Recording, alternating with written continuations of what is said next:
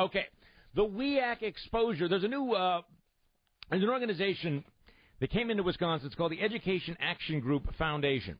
They're based in Michigan, and they've come into Wisconsin, and they have done a flagrant active investigation looking into one of the most expensive, I think, sleaziest deals in the state, which is the relationship between the state teachers union and the union-controlled health insurance company, WEA Trust. Every time I bring this up, people go, "You got to be kidding me. Are you kidding?" No.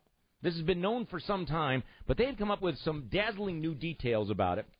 And they're out with a new study, a crucial challenge for Wisconsin schools.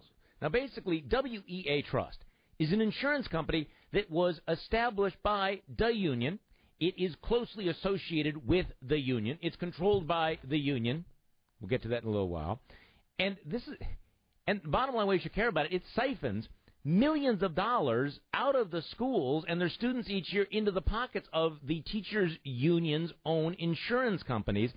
This trust, WEA Trust, has just grown fat in the name of the kid. It has grown fat on public school dollars, keeping in mind that every dollar that goes to them is a dollar that is not available to actually teach children.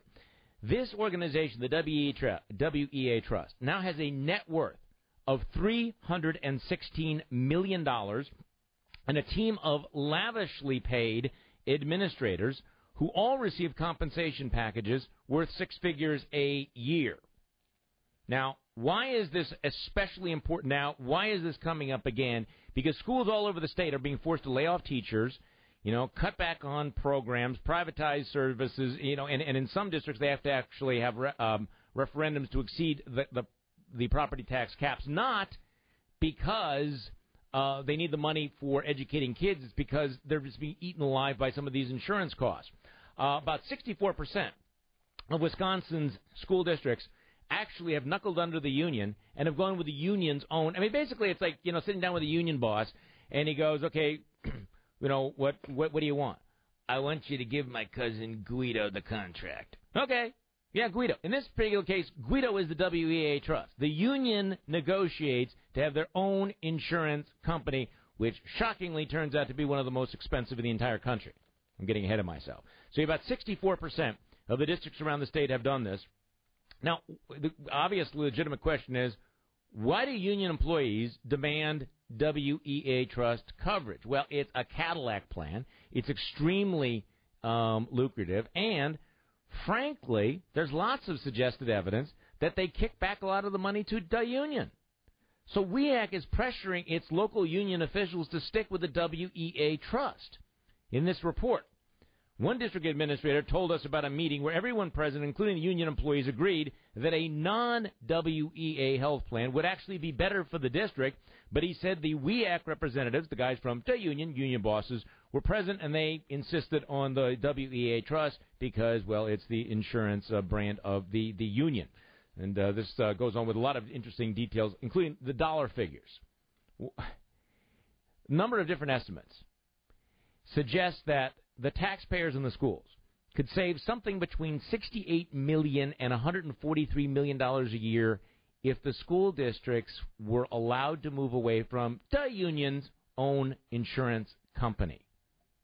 20 of the 25 districts with the most expensive employee premiums are covered by WEA Trust. These things are much, much, much more expensive. I'll give you an example from this report. You folks in Kettle Moraine already know the story. The Kettle Moraine nightmare, a 250% increase. So Kettle Moraine out in Waukesha County, great example of districts that are laboring under the high cost of these WEA Trust insurance being ripped off by the union. Before 2000, the district was self-insured. But for whatever reason, they said, hey, let's seek some bids. Maybe we can come up with a better deal.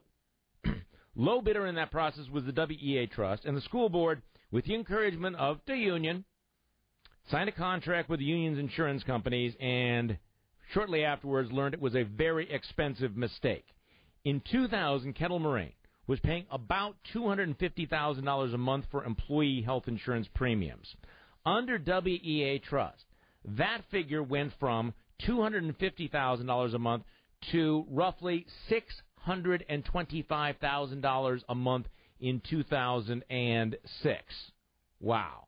An increase of more than 250%. Now, some of the numbers dropped off, but still way above what they were spending. If the law allowed it, Kettle Moraine would logically be expected to say, hey, let's shop around for an alternative because this is killing us. We're having to lay off teachers. We're not able to have as many academic programs as we want. But according to the Kettle Moraine school administrators, the WEA Trust has written into the local teacher's contract as the insurance provider, which means that the board does not have the ability to shop around. It's written into the contract, and they have to renegotiate it. And they interview in this study. They interview in the study a number of districts that, in fact, have escaped from the WEA Trust and have had six-figure savings. It is a very profitable nonprofit company. What does WEA Trust do with all of the cash that it rakes in? Quick look at the company's financial statements reveals a tax-exempt nonprofit company that makes a great deal of money.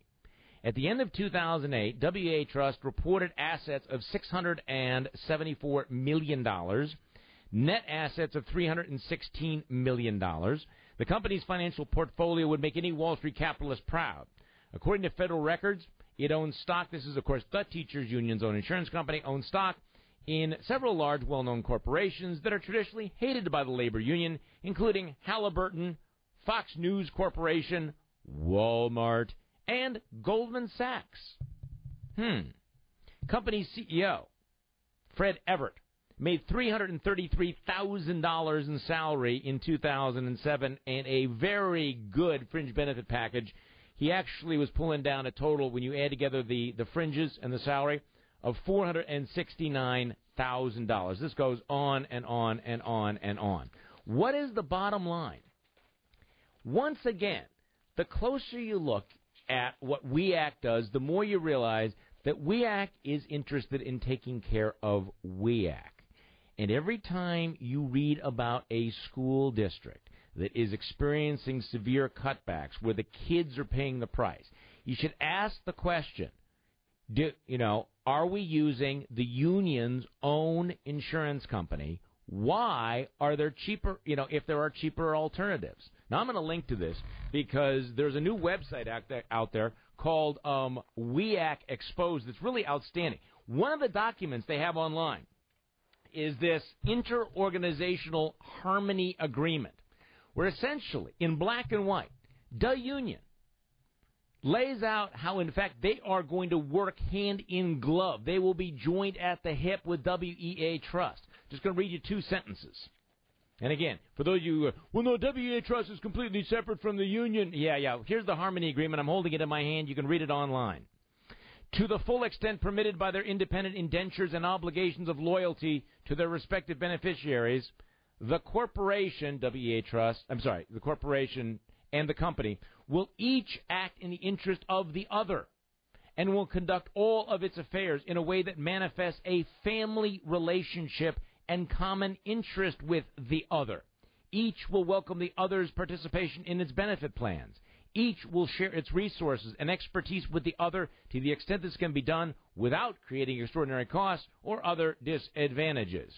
Manifest a family relationship. So here's a document essentially saying the WEA Trust is identical for all intents and purposes with WEAC. So when WEAC is sitting down at the board and negotiating this, there is a screaming conflict of interest, and you pay for it.